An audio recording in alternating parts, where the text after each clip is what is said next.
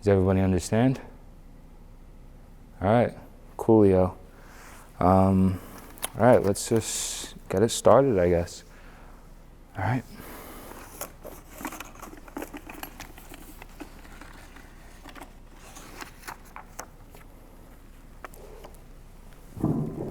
Holding on to time, a youthful era. Is that person here? No, that person's not here. Fucking loser, had to work today. This person's not here either. It's a real fucking shit show. Oh. What is God?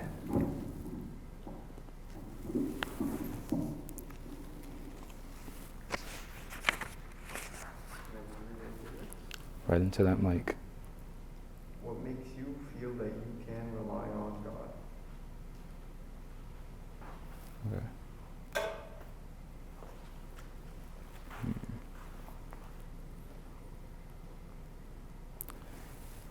Just nod your head. You said, what makes me feel like I can't rely on God? Or can rely on God. Yeah, there's a big like obstacle in that, because I don't know if I can rely on God, because the concept of God for me has always been, it's always been a story more than it has to be taken as truth. Like, I don't know if there's some omnipotent being floating around the sky somewhere governing all of us. Like, for me to go through what I went through, I didn't see heaven. I didn't, see God. I don't know if I met God. It's like, ask the question, what makes me feel like I can rely on God? I don't know. I don't even know what God is. Like, I've heard things in churches and I've never understood it. I worked at religious camps. I went to a religious camp when I was a kid, and I wasn't really taught anything. Or I guess I was taught things, but I didn't retain much of it or believe in it, I guess. But I respect the idea of God. Like, people who pray, I understand it. I just don't do it for myself most of the time, or as intensely or seriously as some do. There could be God, I have no idea. And I guess that's where my answer really is. Like, I don't know if I can rely on God, because I don't know if God is really there. And I hope that answers your question. All right, let's keep it going.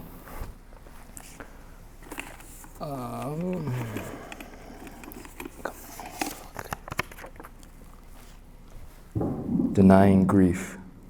Do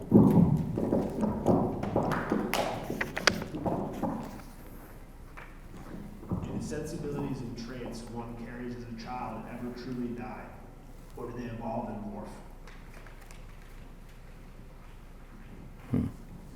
That's a good question. I think for me, that term child, the most I ever got to that, the highest peak of that was being 13 years old. And then beyond that, I have no idea what being a child was. But with having this immense change come into my life, I kept a lot of sensibilities that I had even before then. Like, that almost dying couldn't change that. It was more or less strengthened it. I took it as a curse, if anything. I had such a different and renewed sense of everything. Just my view on life, my view on relationships, my view on just simple shit that we often overlook as just being simple, everyday life things. I definitely evolved from it, because that thing gave me I say it was a burden, but it was also a blessing of, having this path of evolving in a way that, like, I understood a lot when I wasn't really the right age to understand the things, but the sensibilities that I had because of this larger than life thing happening to me, the sensibilities that I had there helped me understand those things. And the evolving didn't come in a way as it would with you, whether or not something crazy in your life happened to where you had a turning point or not. I don't know. I can just speak for myself. So I can't turn that off at all. You know, the sensibilities that I have, that's just the way I look at the world. That's why, you know, some of my friends are the friends that I have. We share the same sensibilities. We look at the world in the same way. And they had a different path to getting there than I did. But we still have some, you know, some similarities in that department, no matter what. But no, that was an interesting question.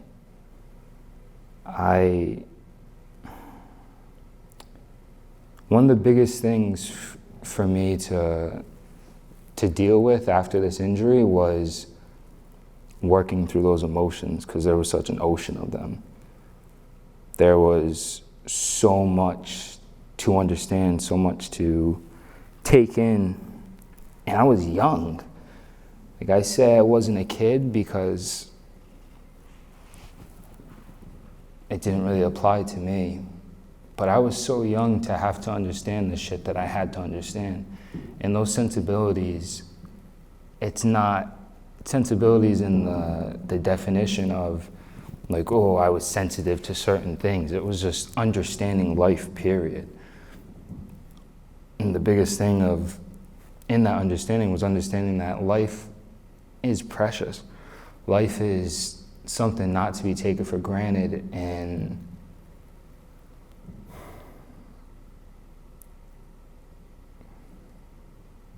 you know, having so many emotions with that renewed sense of life and having a second shot at life, something that doesn't happen every day. It's not, you know, you can't just go to the store and buy a second shot at life. It just happened to me, and I was only 13 fucking years old when it happened.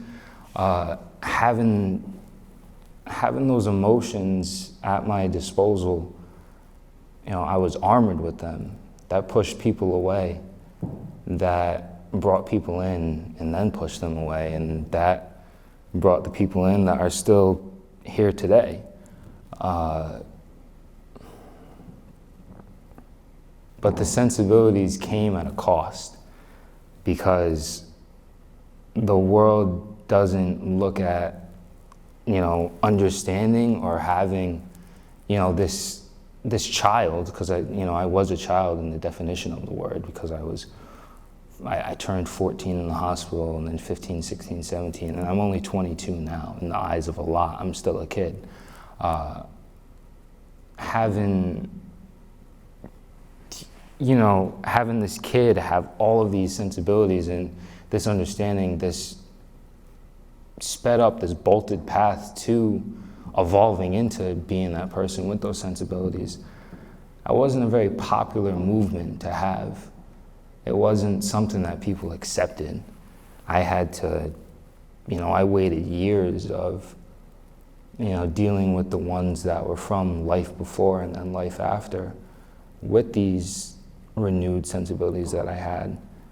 And they rejected it because it wasn't a popular movement amongst them. It was different too. It wasn't something that they did. It wasn't the status quo. So I know I went off on a little tangent, and that's basically what this whole thing is going to be anyway. But yeah, I hope that answers your question, because that was a good question. Peace. Thank you for that. Yeah, let's go to the next one.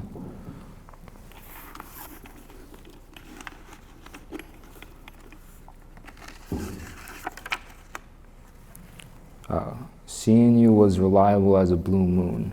Now, this isn't a topic or a question that anybody's going to have. This is something that I wrote for myself. And this will, this speaks to a lot of, what life was after. seeing people was as reliable as seeing a blue moon, and a blue moon comes around every so often. I mean, the saying is once in a blue moon, because it's not a common occurrence.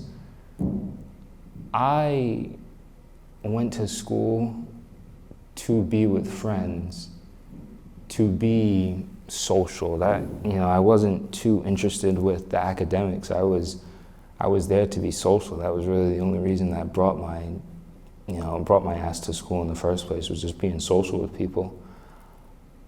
And then May 29th, 2015 happened, and coming back to the hometown, being back in the social world of things, I started to see people less and less, certain people that I didn't expect that I would ever have to question seeing. I waited and I waited and I fucking waited to hear from people. And I always treated that with heart, because I didn't get bitter from it. I just constantly observed it, because I was watching everybody else live life. And for me, at that age, that was being social, period. I was in that social world a lot, and then I wasn't, and that was overnight. So when I saw everybody else in that social world, they were living and I wasn't.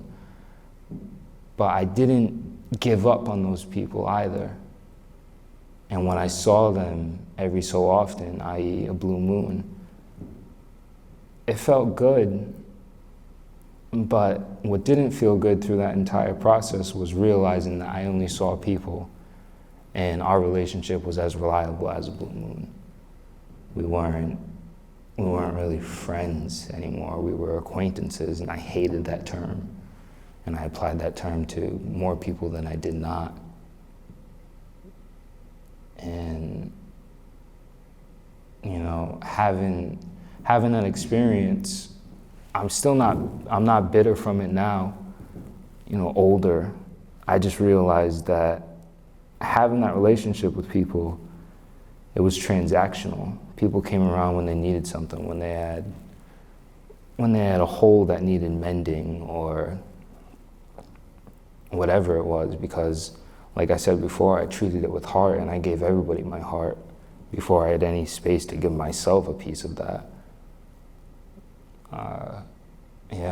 So that's one thing I just wanted to say. And for you guys to look at yourself with that. Do you have somebody who is in your life where seeing them is as reliable as seeing a blue moon? Just from experience, that fucking sucks. It really does. Having those relationships, and those relationships are, rooted from that ground, it's the worst. This year alone, I've had a lot of, come into realization moments of knowing that most of the relationships I had within the past 8 years were rooted in that idea. It was, they came around when they needed something, and I finally gave up, which is one thing I hate doing. I hate giving up on people. But that's for another day. Let's go to another question, or topic, for you guys to have a question. Meeting new people. Do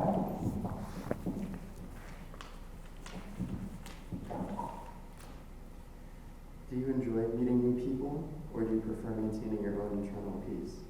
Or do you find that meeting new people increases that peace, or helps you maintain it? Peace.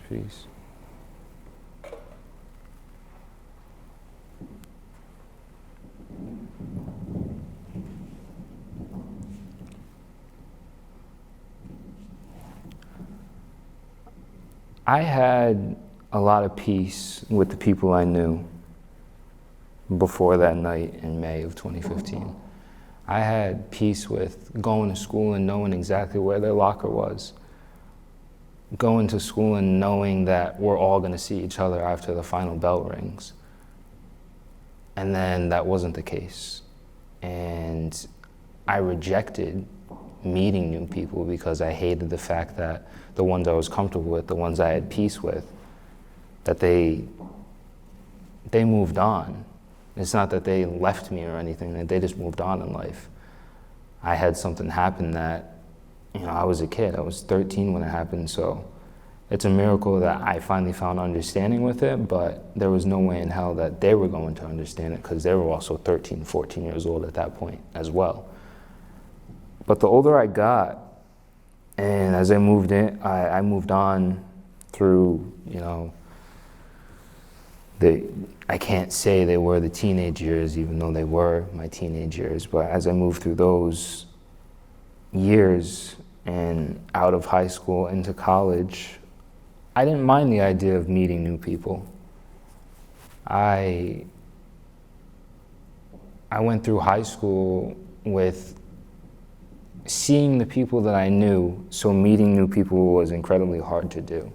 But by senior year, I let a few new people in, and through those new people that I let in, I've met new people through, now that I'm into my 20s. And I've welcomed those people with open arms, and I'm glad I have, because if I had closed myself off to those people, I wouldn't have some pretty kick-ass relationships, in my life. And that's a privilege to have that. That's synonymous with having a genuine friendship. But I'm always going to be at peace with me, myself, and I as well. I don't need to have a large or even a small social circle to be happy, to have peace. I'm at peace with myself. I write I write more than I talk throughout the day. And that's me, myself, and I. I'm not doing that with anybody else. And I do like meeting friends, on occasion, whether it's going out to eat or going on a hike, honestly, which I know that not all of my friends love.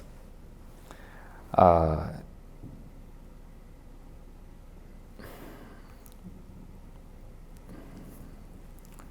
don't know, it's an interesting way you put it, like being at peace with that.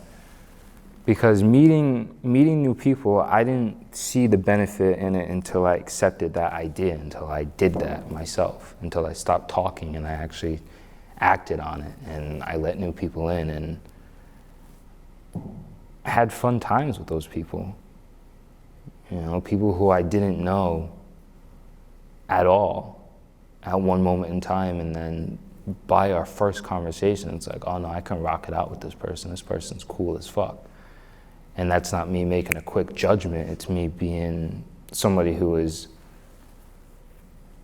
annoyingly well with reading people and meeting new people. Like, I found the people that I relate to. Like, I'm not living in this frame of mind that I did for so long, where it's like, oh, if nobody fucks with me, I don't fuck with anybody else. Meeting new people, it's meeting new ideas, it's meeting new cultures, it's meeting, new things to do. I went to a Dominican fest last year with a person who I had met like 4 months prior to that, and I had no fucking intention of ever going to a Dominican fest ever in my life. But I had a pretty fun time that night, and if it wasn't for that new person, that new idea to come into my life, I wouldn't have done that, and I had a good memory to collect up here. So, yeah, that's that. Yeah, let's do another one.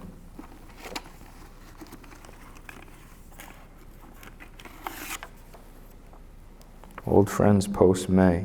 Okay. This one was mailed in from a little homie in a far, far, far away place. So I have not opened this. I don't know what it is. I'm going to do it for the first time here. So this should be fun.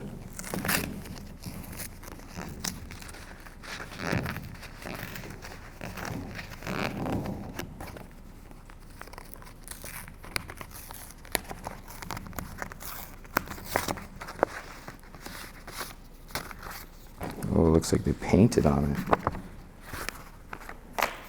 Okay. Oh, that's cool. Painted a flower. That's cool. All right. Whoa. It's a long one. All right, let's read this together. They say the friends we make as children aren't typically suitable friends and safe support systems as adults. We change, we evolve, we require different levels of support, and we hope to be seen for who we are when we mature. And I cannot read that handwriting. Yeah, okay. But you need your friends when you were here at a low point, a physically and mentally tough time, a vulnerable time, a dramatic and traumatic time. You didn't ask to grow up. You didn't ask to speed up friendships. And you didn't intend to need adult support from a teenage peers. What was it like to observe your friends, hold space for your friends, and attempt to communicate your needs in the aftermath of that fateful May? Wow. Wow.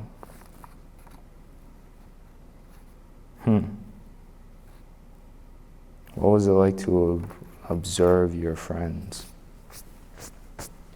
It fucking sucked. It sucked to observe them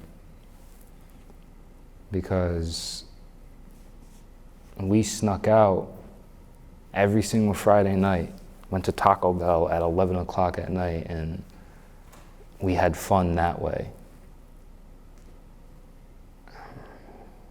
You know, after I can't really walk up a flight of stairs without being incredibly winded or holding on for dear life to that railing so I don't fall backwards down the stairs,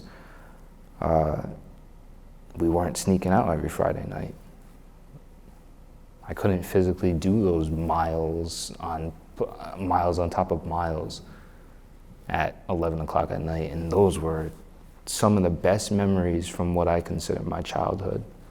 Those nights when we were hiding in bushes from cop cars that we saw that probably wouldn't have said shit to us, but we were kids who loved the theatrics of being kids. When I went into high school with them, it was like we were in the same school, we were in the same school, but it felt as if we didn't even know each other at any particular moment in time. We were strangers. We stopped looking at each other. We stopped acknowledging each other. It's like those high memories, those lovely points, those childhood, just, full of spectacle, everything, that fa-la-la shit. It just disappeared. It ceased to exist. So observing them, it sucked because that's what I am. I'm an observer. And that's tied in with the writing. Like, if I wasn't an observer, I don't think I'd be a writer.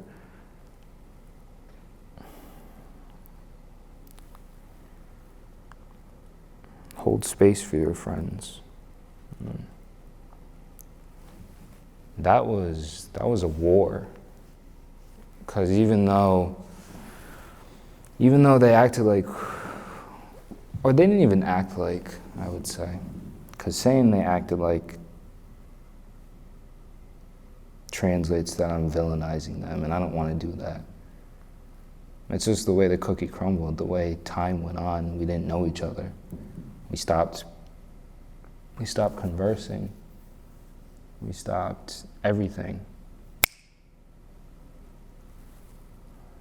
But I held space for them. I held on to hope. I held on to, oh no, we're gonna sneak out one night again. That's gonna be fun. We're going to stay up late for the sole reason of staying up late. We're going to tell jokes together. We're going to do this all again. I held on to that. I held on to hope. I had so much space for them in my heart, and I wanted them to I wanted them to have the same for me. And I fell into a real pitiful hole of wondering why they didn't have space for me. And I don't know if that's the truth or not, it just felt that way.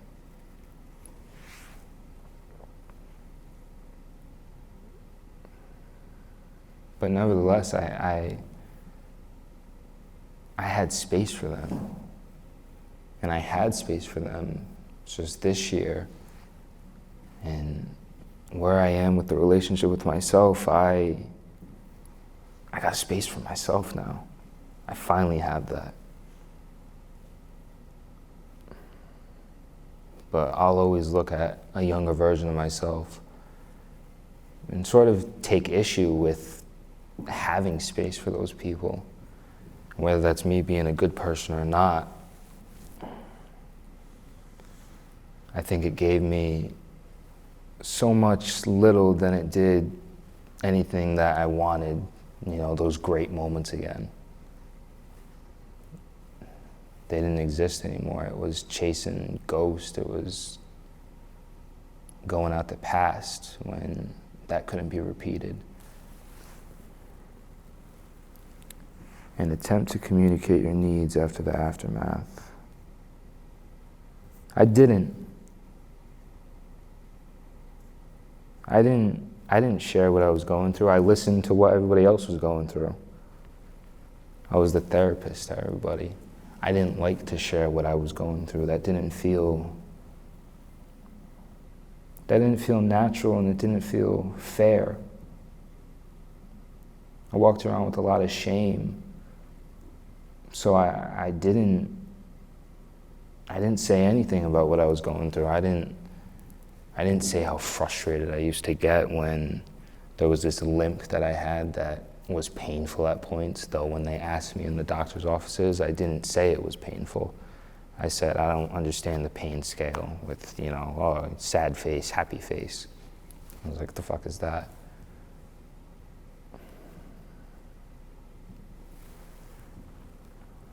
I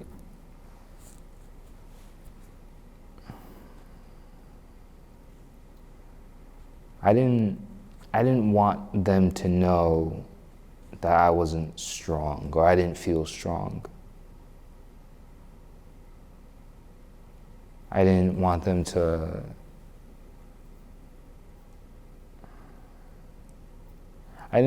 feel like they had to be there for me, which is an irrational thing to feel like, because I should have wanted that companionship, that friendship, that support system.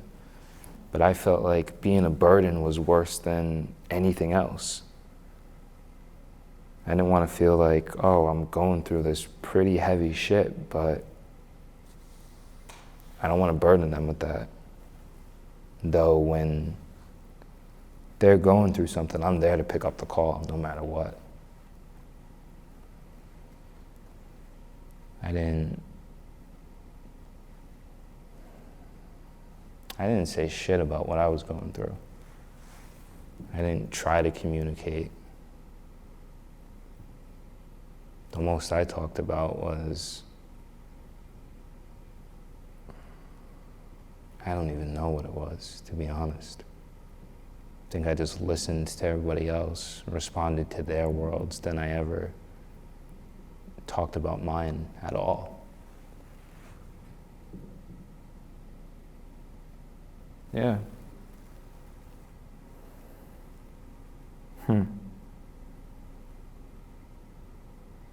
That's a good one. This is a good one. All right, let's see if we have any more.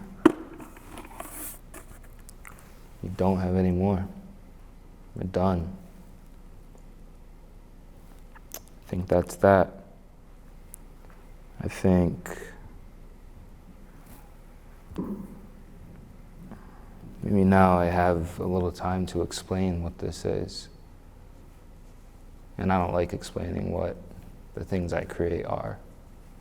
So I'm actually going to reject that and tell you a little tidbit. Goodnight, Thursday. What happened to me was on a Friday. So saying goodnight to Thursday is saying goodnight to a life that was so fun.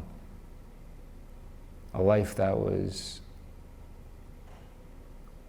amazing. And then come the night of Friday, I was forced to sleep for about 2 weeks. And then a fucking movie happened after, a show happened after. I was alive. But Goodnight Thursday is there's a piece of love in there. Actually, there's not just a piece of love, there is nothing but love there. Yeah. All right, cut it. We're good.